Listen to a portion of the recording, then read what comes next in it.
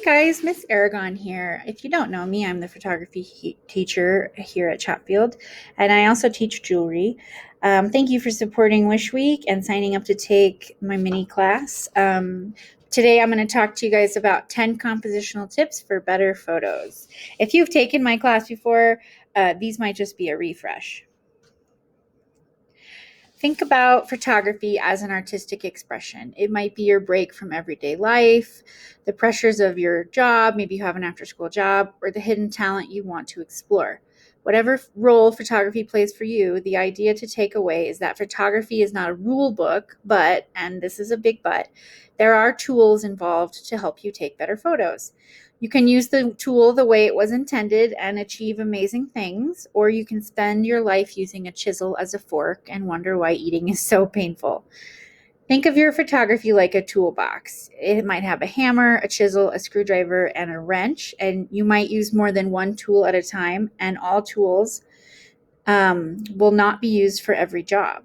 But it's your job as a photographer to know how to use each tool at the appropriate time to reach the desired effect. Otherwise, you might end up hammering screws and painting nails.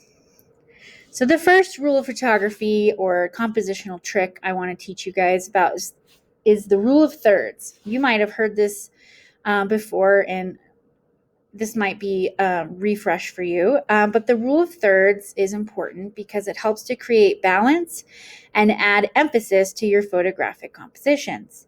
Basically, what you're doing when you use the rule of thirds is you are drawing imaginary lines vertically and horizontally, 1/3 of the way over, 2/3 of the way over in your picture plane, 1/3 of the way down, 2/3 of the way down, to create this kind of imaginary grid, okay? And what you want to do is to try to place your subject on one of these four circles where the imaginary lines intersect. It kind of looks like a hashtag, so sometimes I refer to this as the hashtag rule because the grid kind of looks like the hashtag symbol. So what does this look like in photography? Well, it looks a little bit like this. Okay, we've got our imaginary lines here, and we have this message in a bottle, and it's lining up with two of those grid points. Where if you put the rule of thirds says if you put your subject on these grid points, it's going to create emphasis, and it helps to add balance. Also note that the horizon line, and the horizon line here would be where the bottom of the water, the top of the water is. The horizon line should also, if you're taking a picture of a landscape, the horizon line should also line up on one of these horizontal third lines. This is a really simple technique because all you have to do is move where you're pointing the camera. You can also do this after you take the photo. When you're editing it, you can crop your photo to use the rule of thirds. I'm sure that when you've cropped before, you've seen this little grid pop up. It's to help you line up the elements in your picture on those where the grid lines intersect. It's important to note that it's not just for rectangular photos. You can totally use this on the gram. And if you go on Instagram and look up the hashtag rule of thirds, you will see many examples of people using this rule for their composition in their photography. All right, here's another example using the rule of thirds. The horizontal line here is lined up with the horizon line. And you can see this is a really pretty sky. It's got nice blue and orange. The sky is really the emphasis, one of the emphases of this photo. So it makes sense that the photographer would have more sky in the picture rather than lining up the horizon line on this top horizontal line. Again, this sky is really beautiful. So you can see the photographer here has the horizon line sitting right around that horizontal third line. In this image, the sky really isn't the focus of this picture. It's more about the little girl on the beach and the beach itself. So you can see the photographer put the horizon line at the top horizontal line instead of the bottom. So what not to do when you're using the rule of thirds is you don't want to put your subject in the middle of the photo. All right, so the next compositional tool I wanted to talk to you guys about is leading lines. So leading lines is really easy to use. You just need to look for natural lines wherever you're taking a picture, and those lines will help lead the viewer's eyes into the picture. And if your viewer is looking at the picture, they're going to look at it longer. And that's one of the things that makes an interesting photo is, it's visually interesting to look at. All right, so in this particular image, we have the line of the edge of the grass. That's not a real line. The edge of the water, it's not a real line either. They're just natural lines in the picture. And then we have the railroad tracks, which are real lines, all leading us into the picture. And it's funny, this one all leads to this guy who's the subject of the picture. They don't have to go and point toward this particular subject. They can just lead your eyes through the picture, like in this image.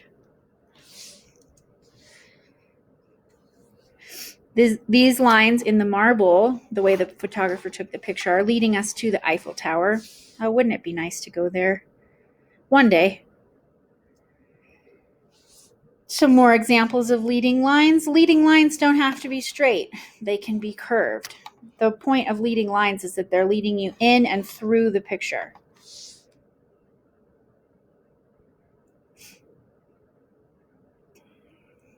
It's another example of a curved leading line. The road is curved here. Same with the edge of this path. These leading lines are leading us through the picture and around the tree. You can also see in this picture that the artist or the photographer who took it was using the rule of thirds. All right, the next compositional tool I wanted to talk to you about are diagonal lines. So using diagonal lines in your photos can help create great movement. Movement meaning it moves your eyes through the image. Diagonal lines can also be leading lines, like if you look here, but there are also these diagonal lines that are leading us and moving us through the image.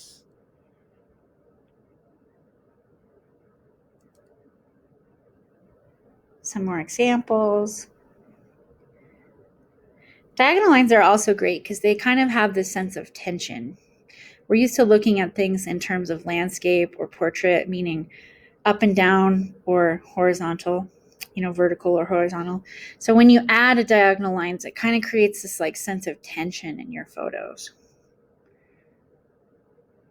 You can use diagonal lines in portraits, in nature or landscape photography. And again, you can see these diagonal lines also happen to be leading lines. You can use it in street photography, which is a type of genre where you would take pictures of everyday life happening around you. You can use it in urban landscape photography, so taking pictures of buildings. Okay, the next compositional technique is framing or subframing. So you can use either term, but it's using natural frames like windows and doors or natural elements to create a picture within a picture. So you can see in this picture by Robert Frank, there are little mini pictures within the same photograph. So a picture within a picture. These people are being framed by the windows, and it creates this kind of cool picture within a picture effect.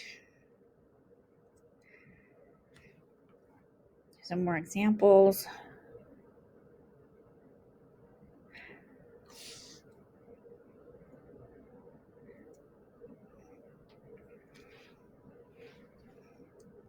Maybe you guys have seen that picture before. It's pretty famous, by Elliot Erwitt. You can use natural, so it doesn't have to be like, an actual frame, like a door or a window. You can use natural frames like leaves or tree branches to create a frame around what you're taking a photograph of. You can use it in portraits. Doorways are great for subframing.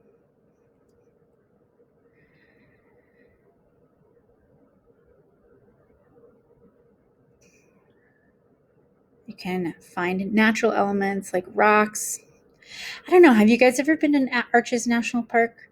That's a really cool place. It's not too far from Denver.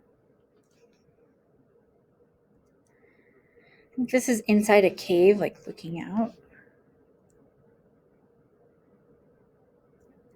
Okay. The next compositional tool I wanted to talk about is figure to ground. So figure to ground is basically finding a contrast between subject and background. What does it mean? So I'm going to spend a little bit more time on this because it's important. Figure to ground is the visual relationship between objects and the space they occupy. So we live in a 3D world, but your photographs are a 2D translation. D stands for dimensional. So we live in a 3-dimensional world and your photographs are a 2-dimensional translation. When the third dimension of depth appears, you end up with a problem that has plagued artists since they started scrolling on cave walls. How do you create a picture of the 3D world with only 2 dimensions? Well, figure to ground allows your brain to determine shapes, sizes, distance, and other optical illusions that exist in photography. It also applies to drawing, painting, and other 2D forms of art. Simply put, the figure ground principle states that people instinctively perceive objects as either being in the foreground or the background. They either stand out prominently in the front, the figure, or recede into the back, the ground. So this is a Gestalt principle of like psychology, how your brain perceives images. I don't know if you see the vase or if you see the 2 faces looking at each other, but you can't see both at the same time. You can't see both the faces and the vase. You're either focusing on one or the other. So finding a contrast between your subject and your background will help bring out the subject and not have it recede into the background. So, for example, in this picture, we have a light figure and a dark background. We have a dark figure and a light background. Like this picture would not be the same if sorry guys, if he was wearing a tan coat. This would be a very different image. He wouldn't stand out from the background. Light figure, dark background. Dark figure, light background. This also works really well with silhouettes.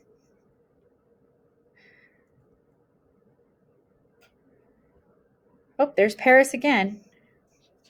I didn't realize I had so many pictures of it in here. Light figures, dark background. Okay, the next compositional technique is called filling the frame. So this is pretty self-explanatory. To fill the frame, you want to get close to your subjects, which if you're taking portraits, it's kind of difficult in COVID times. But when you're filling the frame, you want to keep only the elements that add to the picture. So this picture by Steve McCurry would be a very different image if it had stuff around her. Like if you know, it had like, I don't know where she was in this picture, but maybe the market, maybe behind her, or, but it wouldn't be just about her. It would be about her environment also. But this is a very famous National Geographic image because well, first of all, her eyes are so striking. Second of all, he's using the complementary colors of red and green. They live across from each other on the color wheel, and they complement each other. So that's one aspect of this photo that makes it so powerful.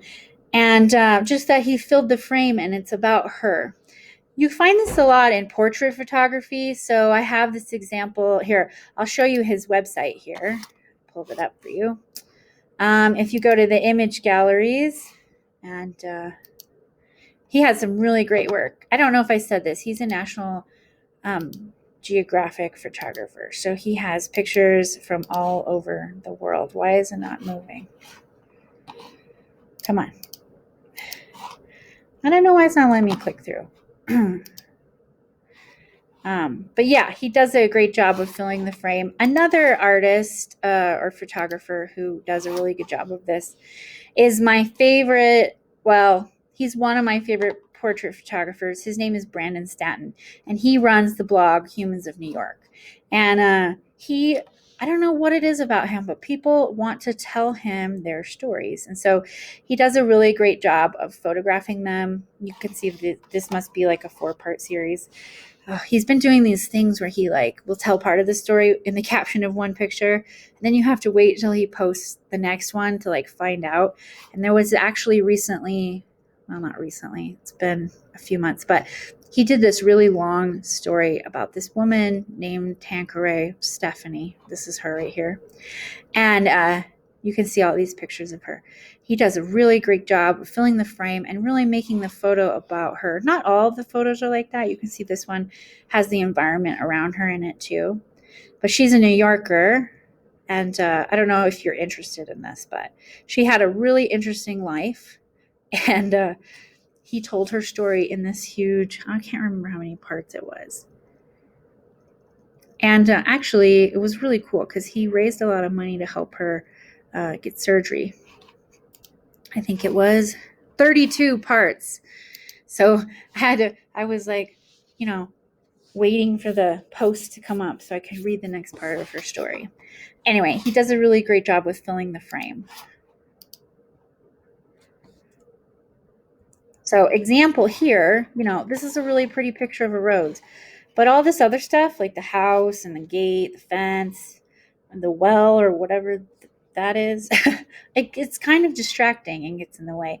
If you get close to the picture, then it becomes just about the rose and not about all this other stuff that's behind the rose. If she were a fisherman, these lobster pots, I think they're a type of fishing net to catch lobsters. Anyway, they would be relevant, but obviously she's not a fisherman. She doesn't have fisherman clothes on.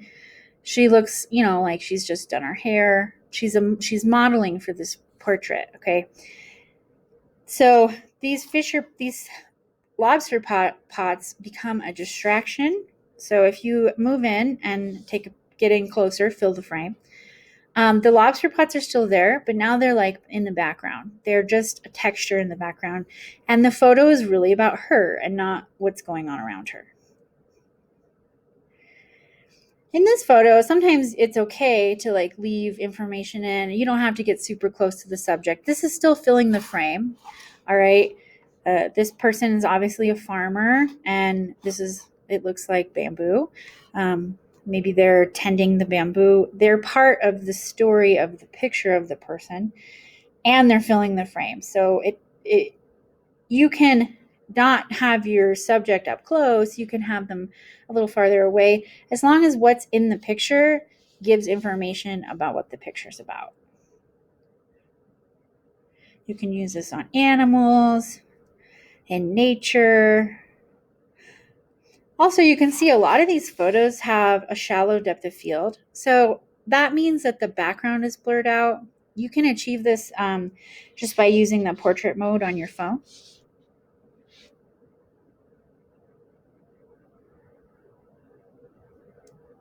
Okay, patterns and repetition.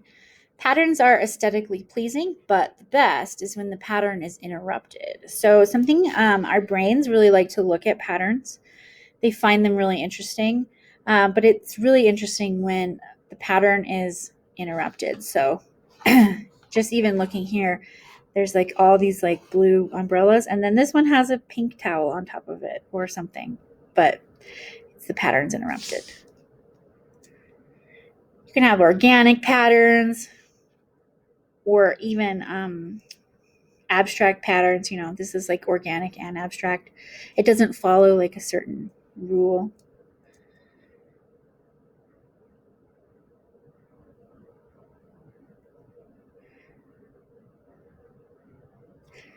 You can see that this photo is using pattern and repetition, but it's also using framing or subframing.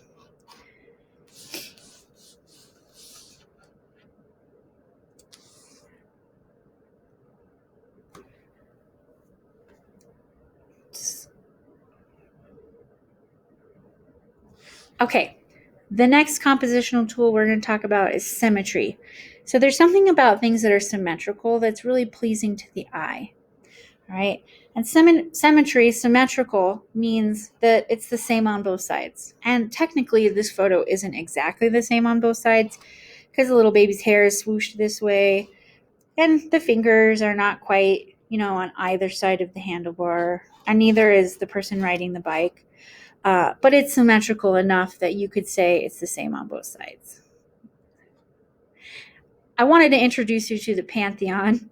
I know this doesn't have anything to do with photography, but it's symmetrical. So when you look at the front of the Pantheon from this perspective, this side is the same as this side.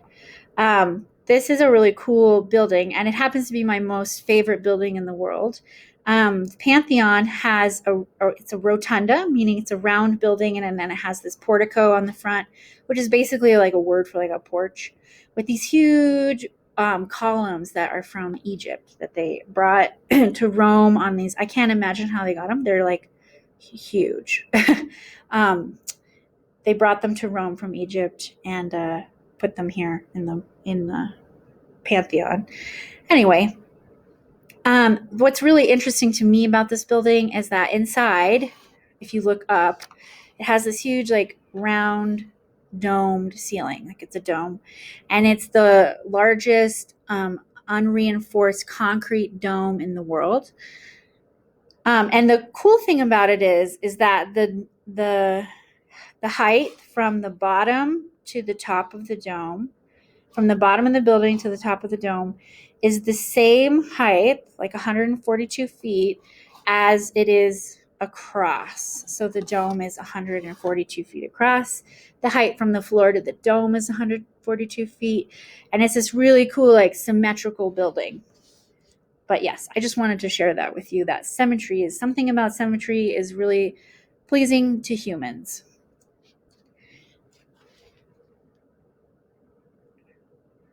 Again, it's not perfectly symmetrical because the clouds are in a different spot over here than over here. But it's symmetrical enough.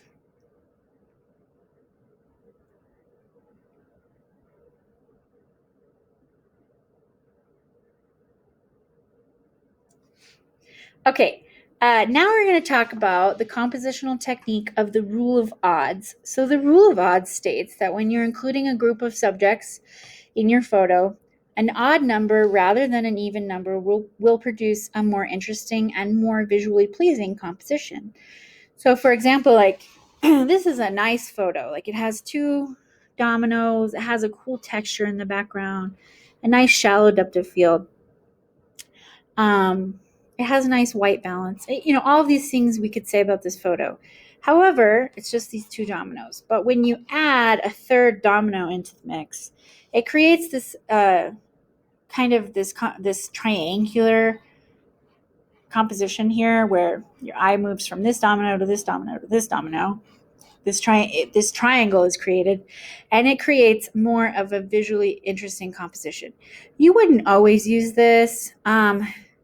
You might use it with 3, maybe 5 subjects, but then after that, you start getting like a larger group, and then the rule of odds wouldn't really apply. So for example, there's 1, 2, 3 archways, 1, 2, 3 people.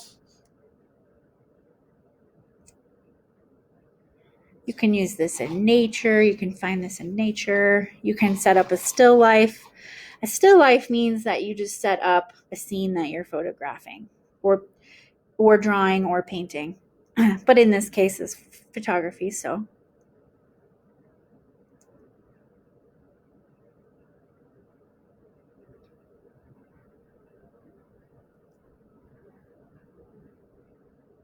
In this one, the human figure. So these are not humans. They're obviously like mannequins. But 1, 2, 3 human figures. Or even if you like isolated this part of the photo, which I don't think the photo would still be the same if you just had him. But he's 1, 2, 3. So the umbrella, which also there's some figure to ground going on in here in this picture too. The umbrella, the man, and the dog. There's 3. And then if you think about the group, the human figures. So 1, 2, 3. Or you could think of them as a whole. 1, 2, 3, 4, 5. There we go. Rule of odds. Okay, lastly, I wanted to talk to you about viewpoint or perspective. So, our viewpoint has a massive impact on the composition of our photo, and as a result, it can greatly affect the message that the shot conveys. The viewpoint refers to the position we take the photograph from. Okay, this will also be the position you place your viewer. So wherever you take the picture from, that's how the person is viewing the scene that you photograph. Rather than just shooting from eye level, because we're used to seeing the world from eye level. We all have eyes, in our heads that are, about 5 feet off the ground, unless you're really tall. And then your eyes might be a little bit farther off the ground. But when you change your viewpoint or your perspective, it can add a lot of visual interest to your photographs. So what do I mean? Well, the first viewpoint is a worm's or an ant's eye view. So shooting from below. So I don't know if you've seen that movie, Honey, I Shrunk the Kids, but I always think about that when I talk about viewpoint because they get shrunk and then there's a scene where they're in the backyard and actually they ride an ant around. But yeah, it just always reminds me of the viewpoint of worms or ants eye view. So shooting from below, shooting up. This drastically changes the cityscape that we're looking at.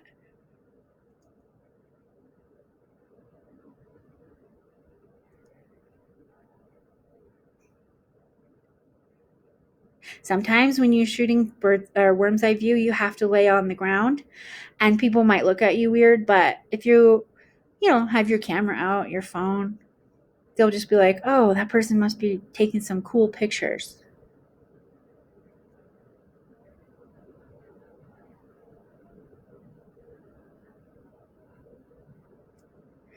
Okay, the second viewpoint I wanted to talk about is a bird's eye view. So shooting from above. I just realized that this is a picture of the space below the Eiffel Tower. So here we go again, back to Paris. But yeah, just taking the picture from above. And you don't have to find a big structure to climb, or you don't have to go to the Eiffel Tower and take the elevator to the top to take a bird's eye view photo. You can just look at everyday objects from above. Not that your cat is an object, but you know what I mean?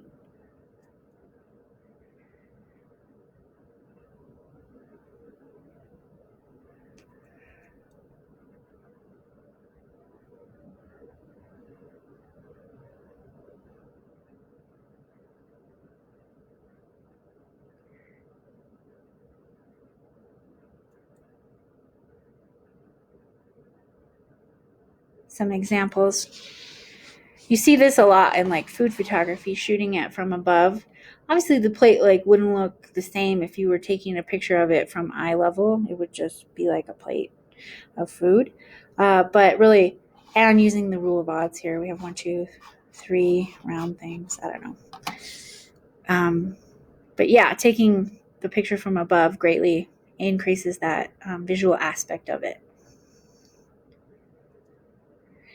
And the last viewpoint we're going to talk about today is foreshortening. So foreshortening is looking at something from an extreme angle. It's the distortion of size and depth relationships in our subject due to distance. Okay, so when you take a picture of something foreshortened, you can just think about an extreme angle.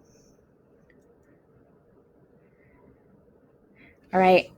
When you foreshorten, you also have this optical illusion that whatever's closer to you is larger than the rest. In this, it's also called forced perspective.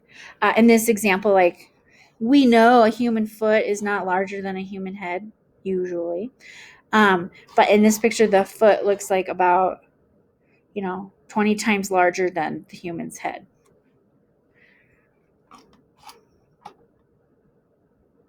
Again, this one too with the foot being larger than her head and the same size as her hands. So I guess, maybe she has big hands, but